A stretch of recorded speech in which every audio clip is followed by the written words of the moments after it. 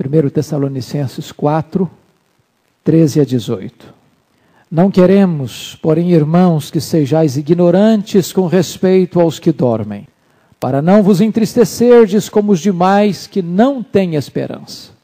Pois se cremos que Jesus morreu e ressuscitou, assim também Deus, mediante Jesus, trará em sua companhia os que dormem. Ora, ainda vos declaramos por palavra do Senhor isto: nós, os vivos, os que ficarmos até a vinda do Senhor, de modo algum precederemos os que dormem. Porquanto o Senhor mesmo, dada a sua palavra de ordem, ouvida a voz do arcanjo, e ressoada a trombeta de Deus, descerá dos céus, e os mortos em Cristo ressuscitarão primeiro.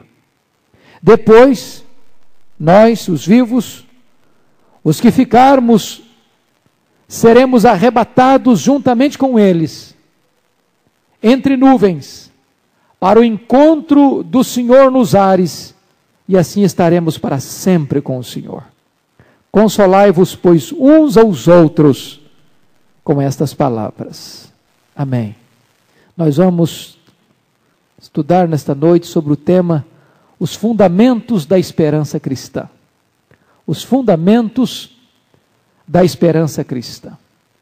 O apóstolo Paulo abre as cortinas do futuro, acende a luz no palco da história e nos mostra que o melhor para o povo de Deus ainda está por vir. O futuro para o povo de Deus não vem envolto em trevas.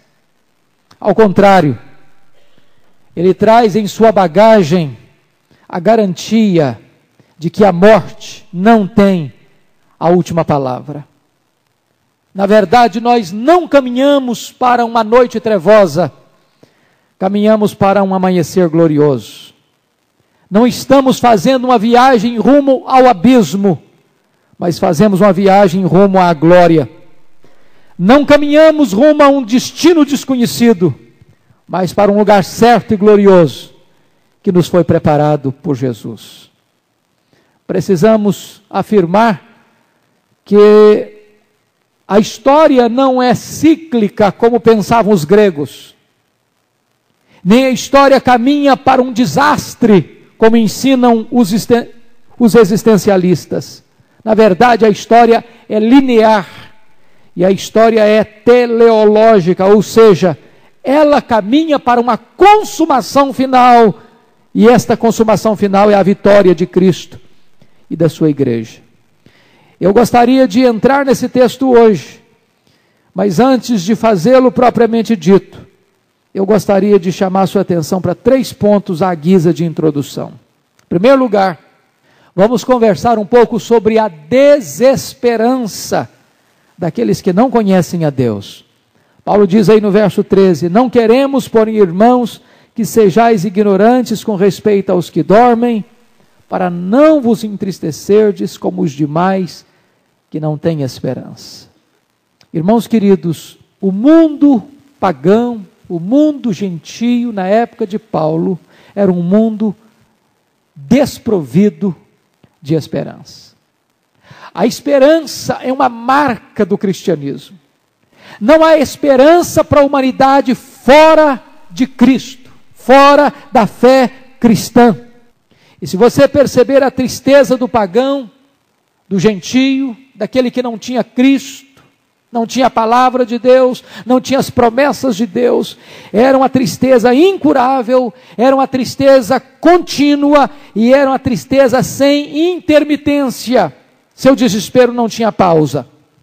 A palavra que Paulo vai usar na língua original aqui para tristeza, para não vos entristecerdes, está no tempo presente, significando que ela é uma tristeza que não termina, que não acaba.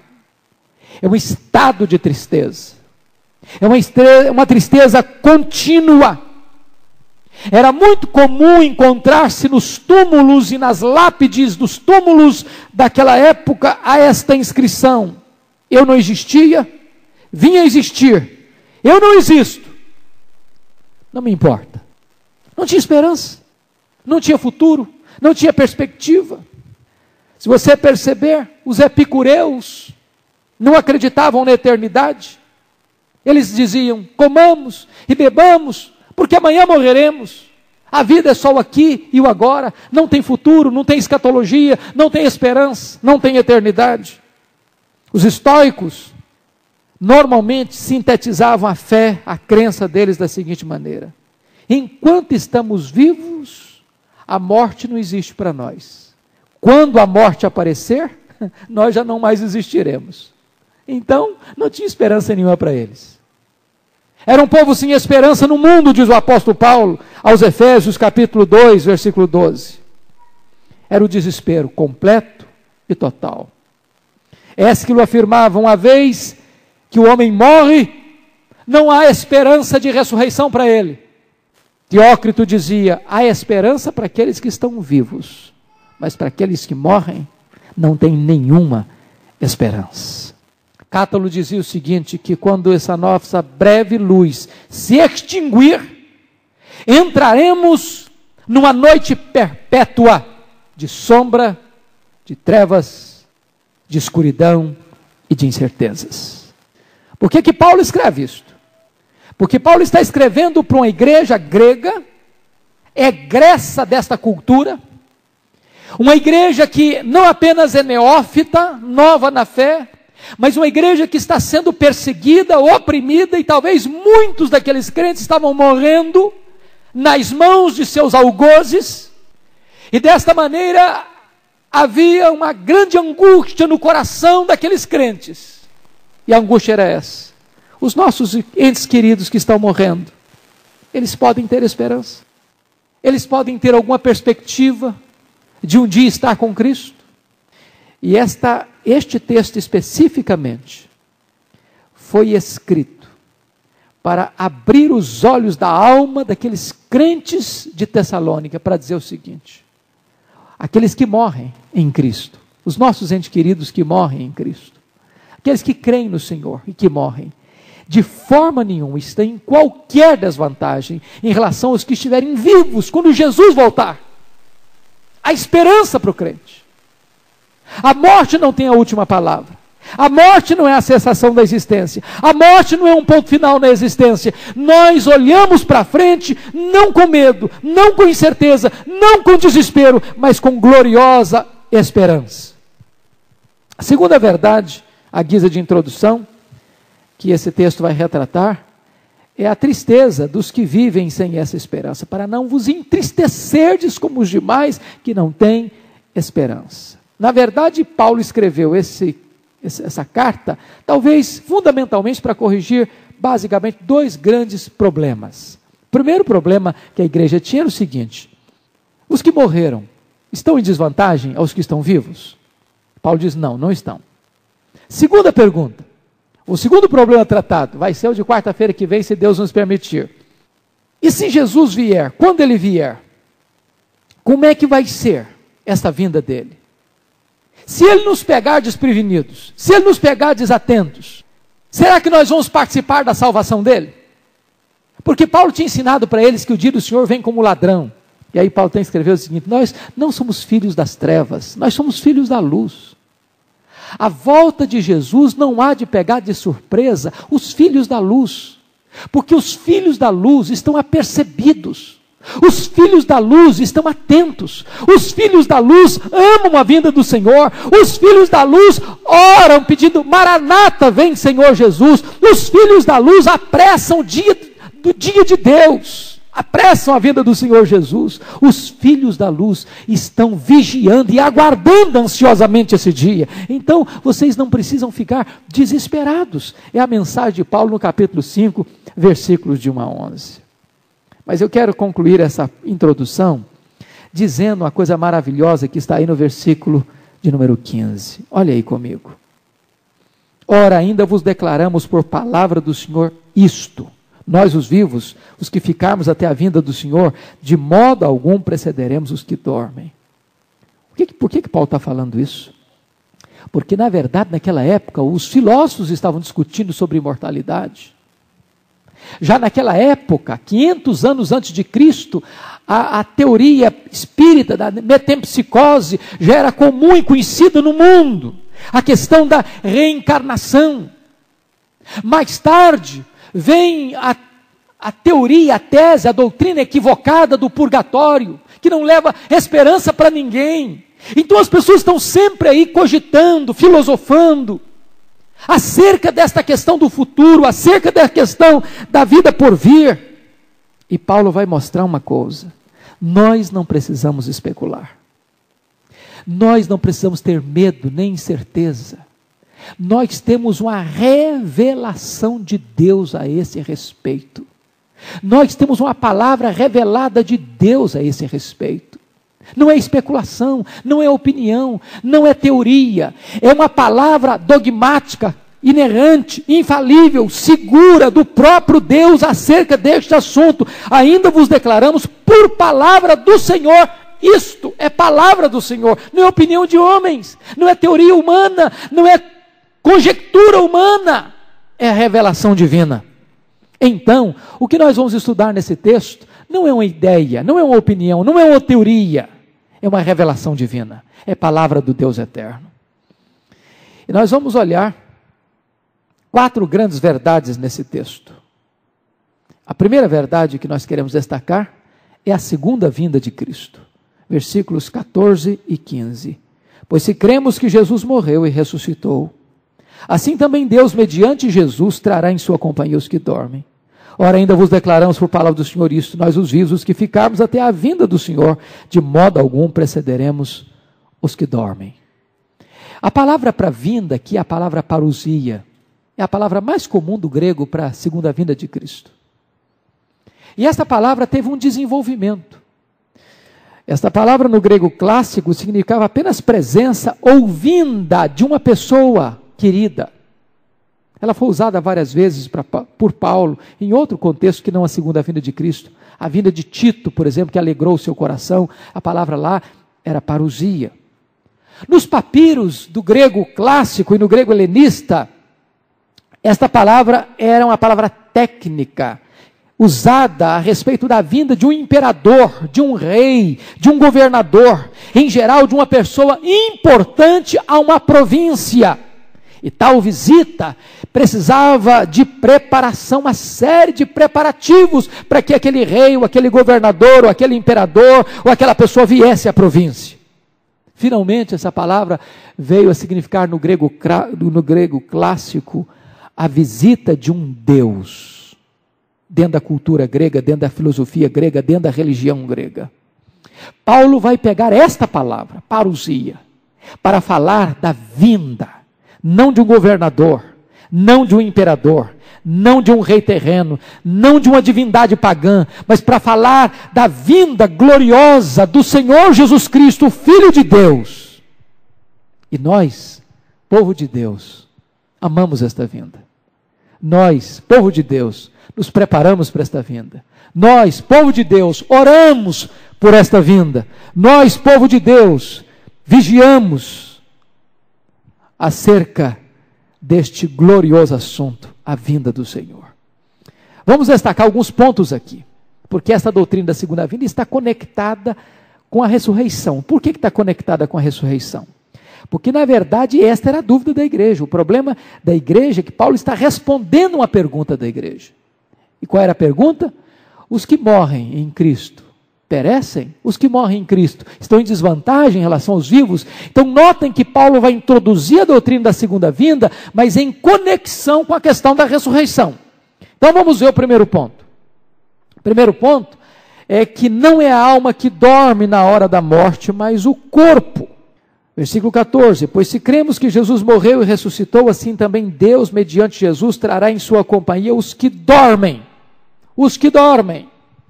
E aí a grande pergunta é, o que significa esse dormir? Nós não podemos concordar com aqueles que pregam o aniquilamento do ímpio. Também nós não podemos concordar com aqueles que pregam o sono da alma. Esse texto não está ensinando nenhuma coisa nem outra. O que está dormindo aqui não é a alma. O que está dormindo aqui é o corpo. A Bíblia é farta em nos explicar sobre isso. Por exemplo, Quando a Bíblia fala do rico que banqueteava-se com os seus convivas, esquecendo à sua porta um homem faminto e doente, ele morreu, foi sepultado, e no inferno, estando em tormentos, olhou e viu Abraão no seu seio, e Lázaro no seio de Abraão, e disse: Pai Abraão, manda Lázaro que molhe a ponta do dedo, e venha colocar em minha língua, para refrescar-me nesta chama, neste tormento. A sua alma não estava dormindo, não estava inconsciente, estava acordada, estava atormentada. Quando você lê Lucas 23, 43, você lê lá daquele ladrão que se arrependeu na cruz, e ele ora e pede: Senhor Jesus, lembra-te de mim quando vieres no teu reino. E Jesus lhe responde: em verdade te digo que hoje mesmo estarás comigo no paraíso. É preciso dizer que paraíso não é a sepultura não é o paraíso. E para onde Jesus foi naquele dia da sua morte? O seu corpo foi para a sepultura, para a tumba de José de Arimateia, mas o seu espírito não foi para a sepultura, pois ele disse: Pai, nas tuas mãos entrego o meu espírito. Quando ele disse: hoje estarás comigo no paraíso, é preciso entender que aquele ladrão também morreu, e o seu corpo também foi para uma sepultura, mas o seu espírito foi com Jesus para o paraíso, para o céu, para o seio de Abraão, para a presença de Deus. De tal maneira, queridos irmãos, que quando a Bíblia diz aqui em dormir, ela não está falando de forma nenhuma, num estado de repouso inconsciente, como o sono da alma, de forma nenhuma. A Bíblia nos informa claramente que não existe essa ideia. A palavra dormir é um eufemismo para a morte. Você sabe que eufemismo é uma figura de linguagem quando você quer amaciar ou tirar um pouco o impacto de uma ideia muito forte, muito chocante, aí você usa um eufemismo. Aí você vai dar um recado para uma pessoa que um parente dele morreu, você não chega lá: olha fulano, seu parente morreu. Você diz: olha, ele dormiu no Senhor. Você dá uma palavra mais leve, mais suave, dizendo a mesma coisa, morreu mesmo. Mas é uma maneira mais suave de afirmar a mesma verdade. Isso é um eufemismo. E a Bíblia usa essa expressão eufêmica para dormir. Fulano de tal dormiu no Senhor. Ou dormiu com os seus entes queridos, com os seus ancestrais, referindo-se à morte. Você pode encontrar isso, por exemplo, Jesus falando de Lázaro. Lázaro dormiu, vamos lá acordá-lo. Você dormiu, senhor, então está salvo. Não, Lázaro morreu. Você nota lá em Atos 7,60, a respeito de Estevão, diz: Senhor, nas tuas mãos eu entrego o meu espírito. Com estas palavras, ele adormeceu, ele morreu. Então era uma expressão muito comum. Mas a Bíblia não ensina a questão de sono da alma de forma nenhuma. A Bíblia diz que morrer é deixar o corpo e habitar com o Senhor. E eu pergunto: onde está o Senhor? Na sepultura? Não na sepultura, ele está no céu, ele está no trono, ele está reinando. Então, se morrer é deixar o corpo e habitar com o Senhor, a teoria do sono da alma é absurda, é herética, é incompatível com o ensino da Escritura. Ainda mais, Paulo diz em Filipenses 1,23, que morrer é partir para estar com Cristo, o que é incomparavelmente melhor. Então não é sono da alma, não é isso que Paulo está ensinando nesse texto, e em texto nenhum também. Então o que significa essa ideia de dormir? Talvez nós poderíamos pensar em três coisas. Primeiro, sono é símbolo de descanso. A Bíblia diz que o nosso corpo está dormindo, está descansando. E num certo sentido também a alma está descansando. Lá em Apocalipse 14:13 diz: bem-aventurados são aqueles que desde agora morrem no Senhor, para que descansem das suas fadigas. Nesse sentido, o céu é lugar de descanso. Lá em Hebreus 4:9 diz que há um descanso, há um sábado para o povo de Deus. E a palavra sábado é descanso. Então o céu também é lugar de descanso das fadigas. mas não descanso de inconsciência. Não é isso que a Bíblia está dizendo. Segundo lugar, o sono pressupõe renovação. Renovação. Então, este corpo que está dormindo vai ser renovado e vai se levantar um corpo novo, glorioso, poderoso, espiritual, celestial, como o corpo da glória de Cristo. Terceiro, o sono implica a expectativa de acordar. Quem está dormindo vai acordar. Se não acorda, é porque está morto, não está dormindo. Então o sono é algo passageiro, limitado no tempo, não é definitivo. Vai acordar. Nós também vamos acordar um dia. Quando a trombeta de Deus ressoar, os mortos em Cristo ressuscitarão, ouvirão a sua voz, levantar-se-ão dos seus túmulos. É isso que Paulo está nos ensinando nesta verdade. Segunda coisa, os mortos em Cristo estão na glória com Ele. Versículo 14. Pois se cremos que Jesus morreu e ressuscitou, assim também Deus, mediante Jesus, trará em sua companhia os que dormem. Olha, Jesus só pode trazer na sua companhia quem está com Ele. Não tem sentido você afirmar que Jesus vai trazer em sua companhia, na sua segunda vinda, quem não está com Ele. Então onde estão aqueles que morrem no Senhor? Estão na sepultura? Estão na sonolência? Estão na inconsciência? Não, estão na presença de Jesus. Estão com Jesus. Estão no lar do Pai. Estão na casa do Pai. Estão no seio de Abraão. Estão no lar celestial. Estão na Jerusalém celeste. Estão no estado e no lugar de bem-aventurança. Você pode perguntar, o que as almas estão fazendo no céu? Dormindo? Não, não é o que a Bíblia ensina. A Bíblia ensina que as almas dos santos estão clamando no céu. Apocalipse 7, 15 a 17. As almas estão descansando das fadigas no céu. Apocalipse 14, 13. As almas veem a face de Cristo. Apocalipse 22, 4. As almas estão lá no céu trabalhando e servindo. Apocalipse 22, 5. As almas estão lá no céu reinando com Cristo. Apocalipse 21 a 4. De tal maneira que elas não estão lá inativas, nem inconscientes. Elas estão lá agindo em ação. Elas estão lá percebendo a beleza, elas estão lá glorificando a Deus, elas estão lá servindo a Deus, elas estão lá na presença de Jesus, elas estão lá reinando com Jesus. Portanto, amados irmãos, os mortos estão em Cristo. Os mortos em Cristo estão na glória com Ele. Com Ele. Agora, precisamos entender uma coisa. A teologia sistemática chama este intervalo entre a morte e a ressurreição de estado intermediário. O que seria esse estado intermediário? Note você que, embora aqueles que morrem já estão no céu, já estão na glória, mas não estão ainda desfrutando da glória na sua plenitude absoluta. Por que não? Porque, na verdade, nós fomos criados um corpo e uma alma. E antes da ressurreição, quem está no céu? Apenas a alma. O corpo não. O corpo ainda está na sepultura. E o pó volta à terra como era, o espírito volta a Deus que o deu. Então este estado intermediário, amados irmãos, poderíamos chamar de um caráter provisório. Quem diz isso é o teólogo Bavinck.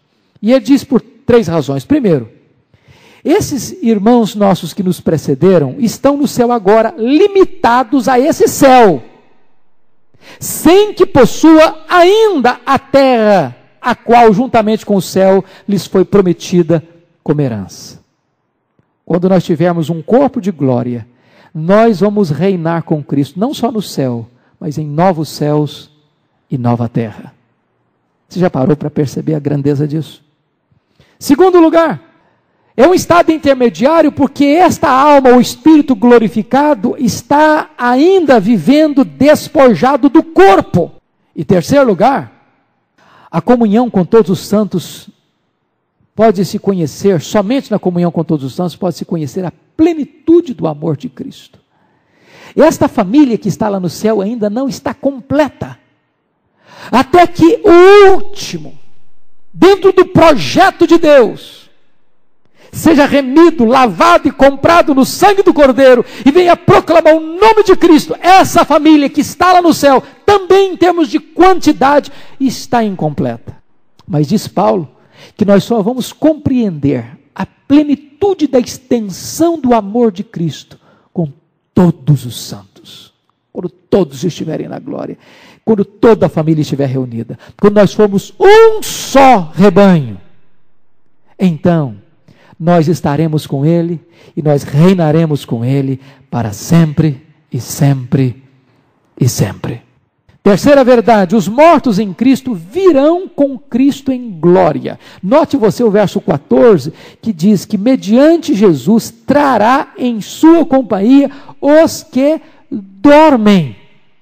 Note você que quando Jesus vier em glória, ele será acompanhado de um grande séquito, de uma grande multidão, de uma grande gloriosa caravana. Quem comporá essa caravana? Os anjos. Quem mais comporá essa caravana? Os remidos. Os espíritos dos santos aperfeiçoados que já estão reinando com ele no céu. Nenhuma alma ficará, nenhum espírito ficará, nenhum ser que reina com Cristo agora ficará lá no céu. Todos descerão com ele em glória, entre nuvens, nesse glorioso cortejo. Esta é a verdade que Paulo está nos ensinando nesse versículo de número 14. Ele trará do céu suas almas, de modo que possam reunir-se rapidamente, num piscar de olhos, com seus corpos, e assim partem para encontrar o Senhor nos ares, a fim de que permaneçam para sempre com Ele. Quarta verdade, os mortos em Cristo não terão nenhuma desvantagem em relação aos vivos. Olha o versículo 15. Ora, ainda vos declaramos por palavra do Senhor isso, nós os vivos, os que ficarmos até a vinda do Senhor, de modo algum precederemos os que dormem. Paulo está respondendo aqui a pergunta da igreja. Os que morrem em Cristo estão em desvantagem aos que estiverem vivos? E Paulo diz, de modo algum. De modo algum. E ele vai nos dar aqui duas razões. Primeiro, porque quando o salvo morre, sua alma entra imediatamente no gozo. Por que uma pessoa que morre não está em desvantagem ao que está vivo? Porque imediatamente a sua alma já entra no gozo do céu. E a Bíblia diz que na presença de Deus tem plenitude de alegria. Tu me guias com o teu conselho eterno e depois tu me recebes na glória. É a fala de Asaf lá no Salmo 73. Lá em Hebreus capítulo 12, versículo 23, diz que o Espírito dos santos, na hora da morte, é aperfeiçoado e entra no céu. Que coisa maravilhosa, irmãos. O nosso espírito, a nossa alma não teria condições de entrar no céu sem aperfeiçoamento. Então Deus opera o milagre da perfeição, do aperfeiçoamento, para ele entrar na glória. E por isso a Bíblia prossegue para dizer o seguinte, que para nós a morte é um lucro. A Bíblia diz que ela é preciosa aos olhos de Deus e é um estado de bem-aventurança. Porque morrer para um crente é partir para estar com Cristo, é deixar o corpo para habitar com o Senhor. Então, no momento em que um crente fecha os olhos aqui, ele entra na presença de Deus imediatamente. Imediatamente. Segundo lugar, não tem desvantagem, porque quando Jesus voltar, os mortos em Cristo ressuscitarão antes dos vivos serem transformados. Embora isto vai ser num átomo de tempo. Paulo diz lá em 1 Coríntios 15, 51 e 52, que vai ser como num piscar de olhos. Os mortos em Cristo ressuscitarão, os que estiverem vivos serão transformados e arrebatados para encontrar o Senhor Jesus nos ares. Essa palavra grega que aparece em 1 Coríntios 15, 52, no instante, é a palavra grega átomos, de onde vem a nossa palavra portuguesa átomo. E a palavra átomo, até bem recentemente, um átomo era indivisível. E essa palavra é uma palavra que descreve um período de tempo tão breve, tão curto, que ela era usada, por exemplo, para o faiscar de uma estrela, ou para o dardejar da cauda de um peixe, ou para o abrir e fechar dos seus olhos. Vai ser nesse instante, nesse átomo de tempo, que Jesus virá. A Bíblia chega a dizer que vai ser como um relâmpago que sai do Oriente e chega ao Ocidente. Vai ser uma vinda não apenas rápida, vai ser surpreendente, como um ladrão aborda uma pessoa de noite. E diz o texto que antes dos vivos serem transformados, os mortos vão ressuscitar. De tal maneira que uma pessoa que morre em Cristo, ela não está em desvantagem em hipótese nenhuma, de forma alguma. Ela está em vantagem. Agora, notem vocês uma coisa importante aqui. Quando a Bíblia diz assim, e os mortos em Cristo ressuscitarão primeiro, ressuscitarão primeiro em relação a quem? Ressuscitarão primeiro em relação aos outros mortos ímpios? É isso que Paulo estaria pregando aqui? Será que Paulo estaria ensinando aqui duas ressurreições? Não, não é isso que o texto está dizendo. Você pode prosseguir a leitura. E os mortos em Cristo ressuscitarão primeiro, depois nós, os vivos, os que ficarmos, seremos transformados e arrebatados. Ou seja, Paulo não está pregando aqui uma diferenciação entre duas ressurreições, ou ele não está fazendo uma comparação aqui entre crentes e incrédulos. O que está fazendo aqui é uma diferenciação entre dois crentes, o crente que morreu em Cristo e o crente que estará vivo na volta de Jesus Cristo. O assunto aqui não é ímpio, esse texto não está tratando da ressurreição do ímpio, porque Paulo está nesse texto respondendo uma pergunta específica da igreja de Tessalônica: como é que fica o crente em Cristo que morre? Ele fica em desvantagem? Paulo diz, não, ele não fica em desvantagem. Segunda verdade que esse texto nos mostra é sobre a ressurreição dos mortos, versículos 15 e 16, olha aí comigo.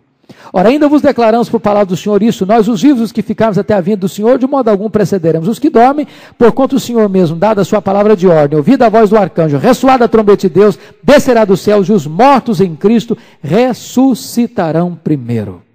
É preciso dizer, em primeiro lugar, que os gregos rejeitavam a doutrina da ressurreição.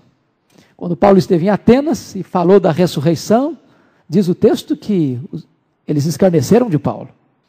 E é importante lembrar que Tessalônica era uma cidade grega. Uma cidade grega.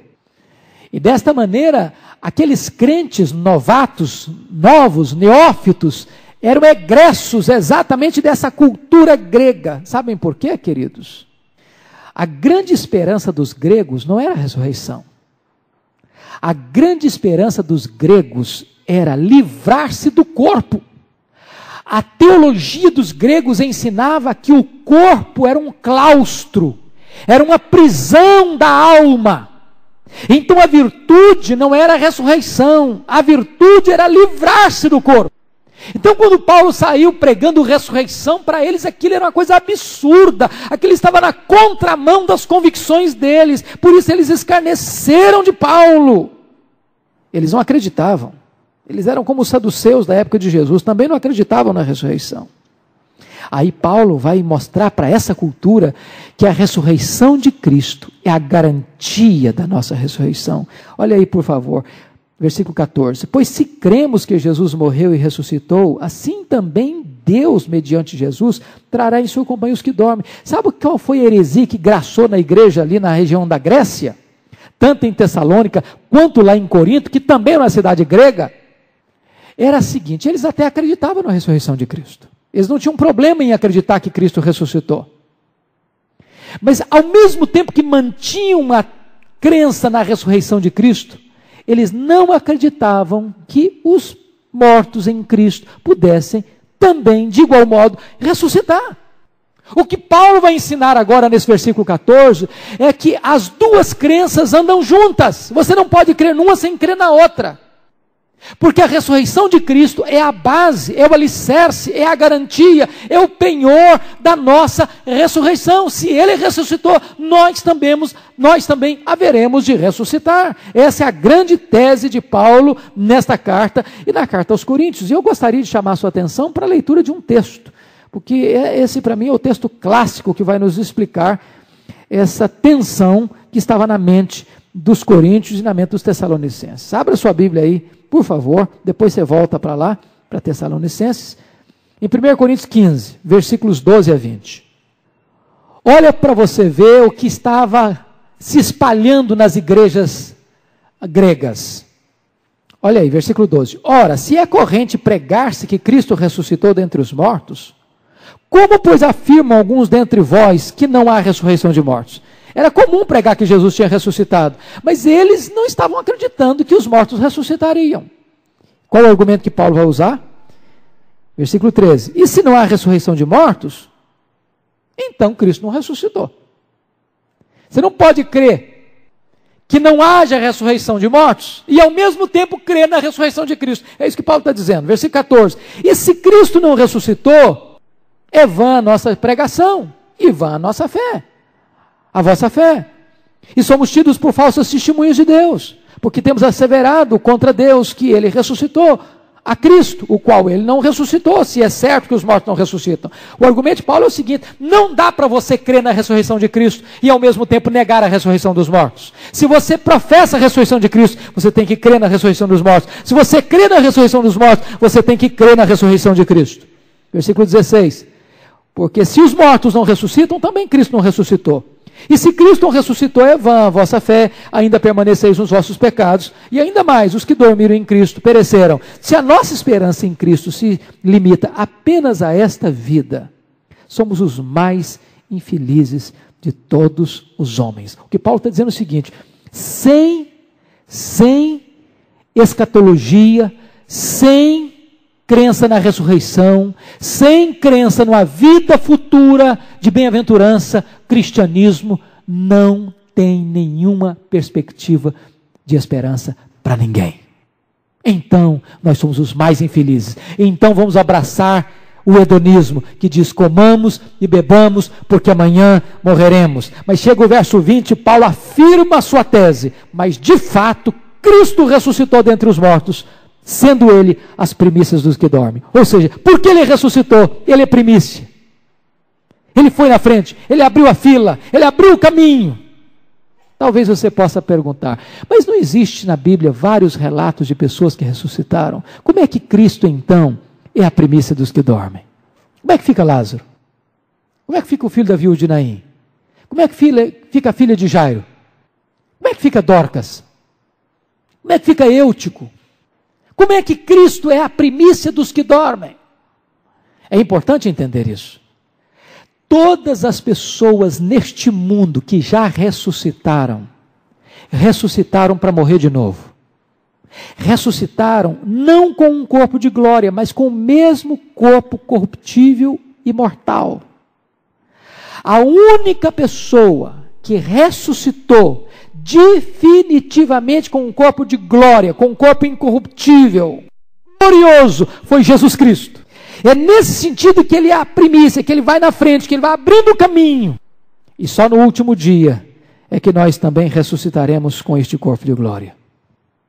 Note você que existe uma continuidade, uma descontinuidade na ressurreição. De certa forma, ou certamente, melhor dizendo, todos nós manteremos a nossa identidade. Ou seja, quem morreu José, vai se levantar José, não Antônio. Não é outra pessoa que vai levantar-se, é a mesma. Agora, há uma descontinuidade. E nessa descontinuidade, é importante informar que a pessoa não ressuscitará com as mesmas marcas de fraqueza e corruptibilidade. Paulo diz que o corpo é uma semente, que quando você sepulta alguém, você está fazendo uma semeadura, aquela semente morre, mas daquela semente, não de outra, surge uma flor, linda, viçosa, bonita. Assim é a ressurreição.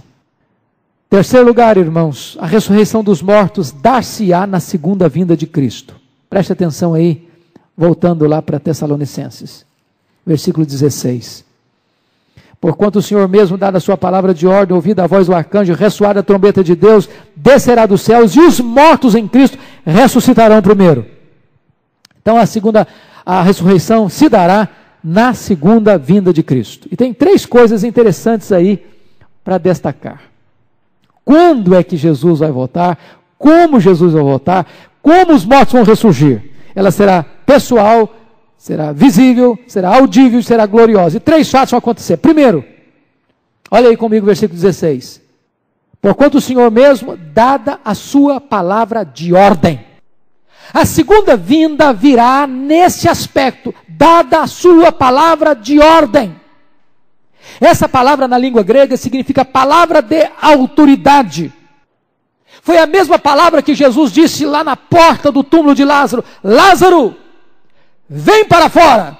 Esta é a palavra que está escrita lá em João 5, 28. Os que se acham nos túmulos ouvirão a sua voz e sairão. Já pensaram que coisa magnífica, irmãos? Jesus virá com esta palavra de ordem: mortos, ressuscitem, saiam de seus túmulos. É uma palavra de ordem.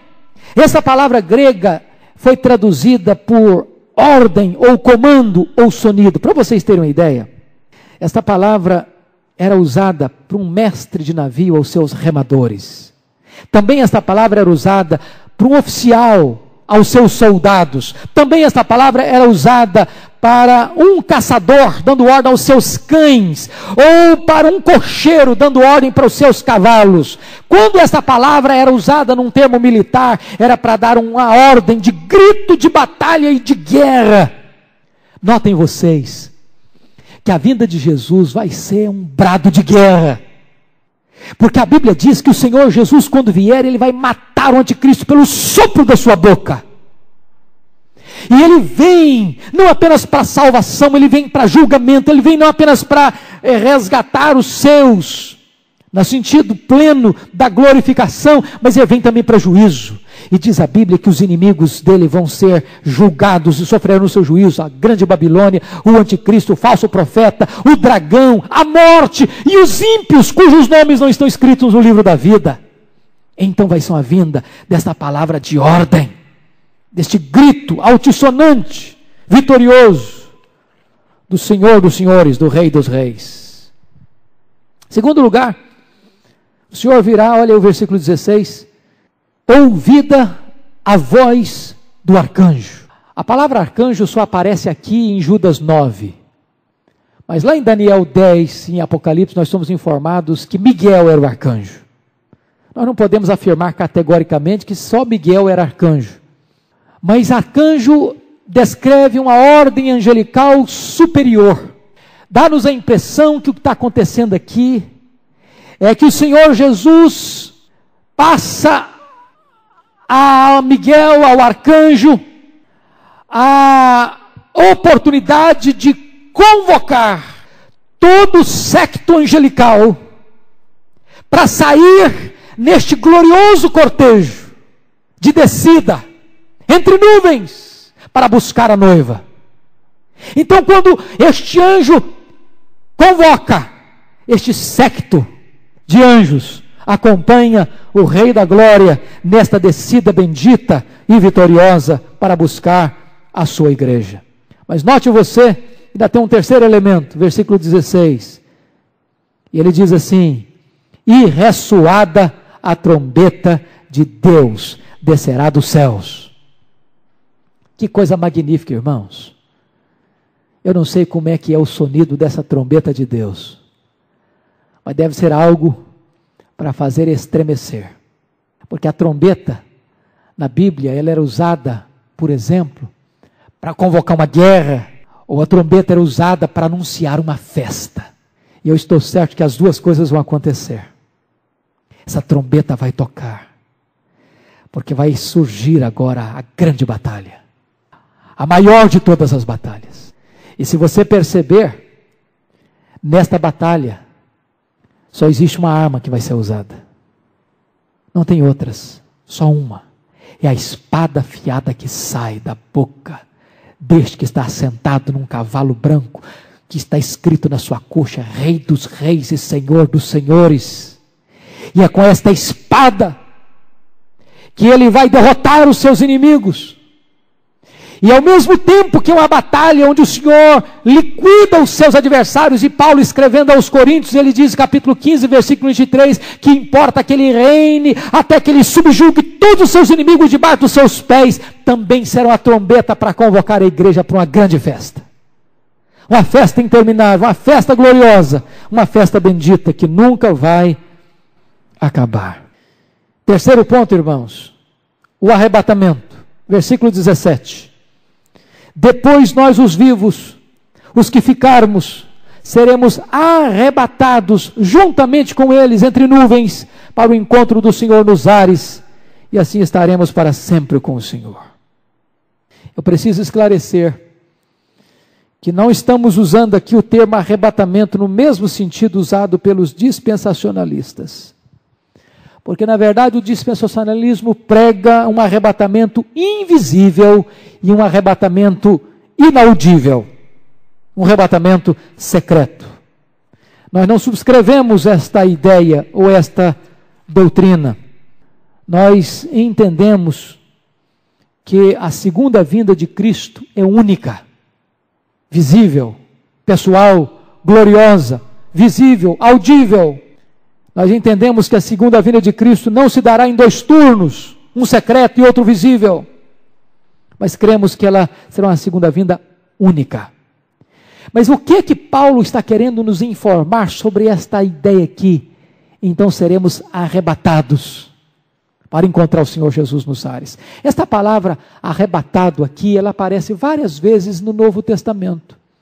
E eu vou me servir de 4 delas, em 4 contextos diferentes, para lançar luz aqui no nosso texto. Em primeiro lugar, ela foi usada no sentido de arrebatar rapidamente. Lá em Atos 8:39, você se lembra que quando Filipe estava com o eunuco, de repente, diz o texto, que ele foi arrebatado rapidamente da presença de eunuco. Será assim, quando Cristo vier entre nuvens. Os mortos em Cristo, num instante, num átomo de tempo, num piscar de olhos, ressuscitarão, os vivos serão transformados e arrebatados para encontrar o Senhor nos ares. Segundo lugar, essa palavra foi usada no sentido de arrebatar pela força. João 6,15. A multidão estava com o intuito de arrebatar Jesus para fazê-lo rei. Cristo nos arrebatará e nos tomará da terra. Nada nos deterá aqui. Nada nos prenderá a este mundo. Nós não hesitaremos como a mulher de Ló. Nós seremos desprendidos aqui, como que puxados por um imã, pela presença bendita e gloriosa do Senhor Jesus. Quarto lugar, terceiro mesmo, foi usada no sentido de arrebatar para um novo lugar. Segundo Coríntios 12:13 diz que Paulo foi arrebatado até o terceiro céu. E nós também seremos arrebatados para os ares e para estarmos para sempre com o Senhor. Em quarto lugar, esta palavra foi usada no sentido de arrebatar do perigo. Atos 23:10, quando os judeus queriam matar Paulo, diz o texto que Paulo foi arrebatado da turba de judeus que queriam matá-lo.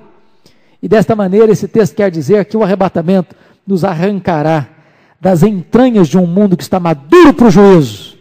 E Deus nos tirará do meio dessa tribulação, desta grande tribulação, e nos levará salvos e seguros para o seu reino de glória.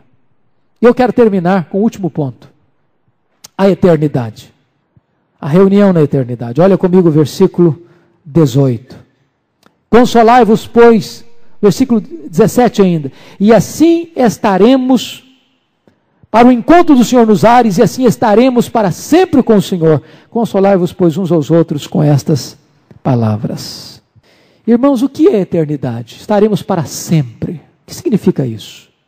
A ideia de eternidade não necessariamente significa bem-aventurança. Porque pense você, se a eternidade fosse apenas um tempo que não acaba mais, se fosse monótona, se fosse enfadonha, a eternidade seria um suplício e não uma bem-aventurança. O que torna a vida bela? A dinamicidade, a variedade, a mudança de clima, de ambiente, de lugares, de situações. Por que você tira férias? Para sair um pouco daquilo que você sempre faz, todo dia, toda hora, para mudar o hábito, para mudar a cabeça, para arejar a mente. Preste atenção que eternidade não significa apenas uma duração sem fim de tempo. Quando a Bíblia fala de vida eterna, ela está falando muito mais da qualidade desta vida do que da duração desta vida. Lá em João 17:3 diz que vida eterna é conhecer a Deus e conhecer a Jesus. Aqui, o texto está dizendo que esta reunião não será apenas uma reunião, nós estaremos reunidos com Cristo, com Ele, comunhão com Ele, a eternidade é comunhão com Ele. Esta foi a oração de Jesus: Pai, a minha vontade é esta, porque os meus discípulos vejam a minha glória que Tu me confiaste. Então o que é esta eternidade? Em primeiro lugar, irmãos, este encontro será uma festa apoteótica, nós estaremos para sempre com Ele. E esta tese aqui é a mesma tese lá das bodas do Cordeiro. Você se lembra das 4 fases das bodas em Israel? Primeiro, noivado, compromisso do noivo com a sua noiva, e ela então se preparava, se ataviava para o noivo. A Bíblia diz que o Senhor Jesus fez conosco uma aliança, nós somos dele, ele é nosso. Segundo, a preparação para o casamento. Nesse tempo o noivo pagava o dote pela sua noiva, e a noiva se ataviava para o noivo.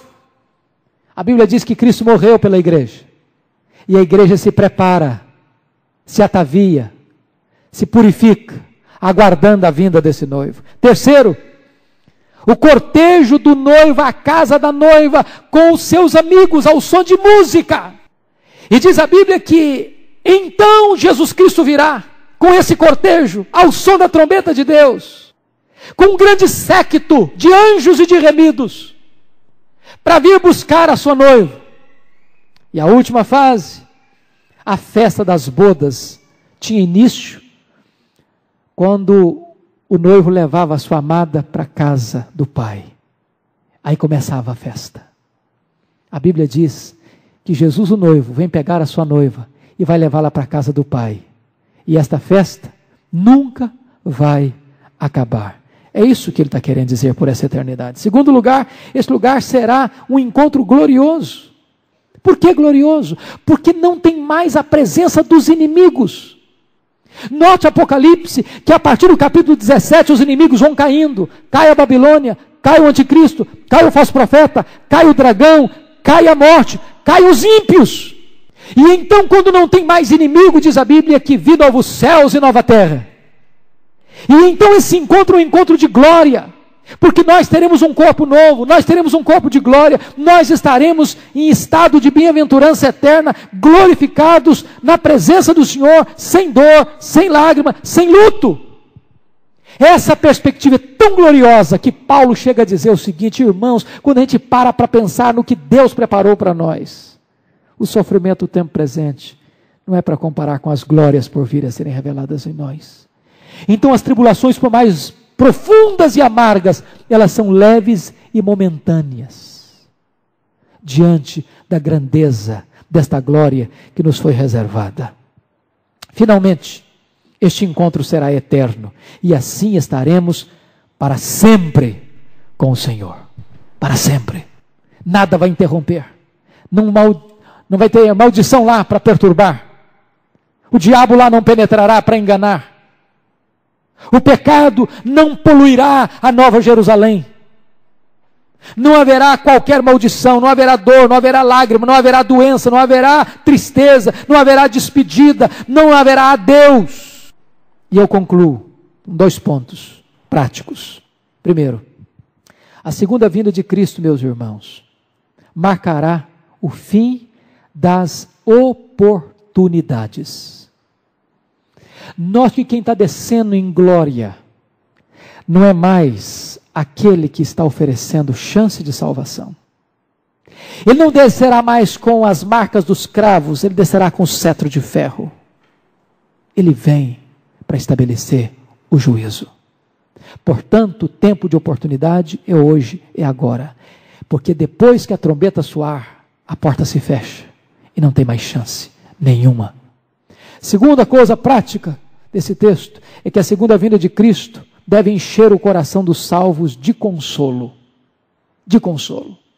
Nunca a doutrina da segunda vinda de Cristo foi dada para que nós entremos nela para especular, para matar a nossa curiosidade frívola. Sempre essa doutrina foi anunciada para trazer consolo, para trazer encorajamento, para trazer dinâmica na vida da igreja, para trazer vida de piedade, vida de consagração, vida de entrega absoluta ao Senhor. Paulo diz para os crentes: vocês não têm motivo para ficarem tristes, vocês têm motivo sim para consolarem uns aos outros. Por quê? Porque o nosso destino não é uma tumba fria, o nosso destino é a glória. Nosso destino é a pátria, é o céu. Nosso destino é uma viva esperança. Nosso destino é uma coroa imarcessível. Nosso destino é uma linda herança. Nós temos pela frente o paraíso, a casa do Pai, a Nova Jerusalém. Nós temos pela frente a bem-aventurança eterna.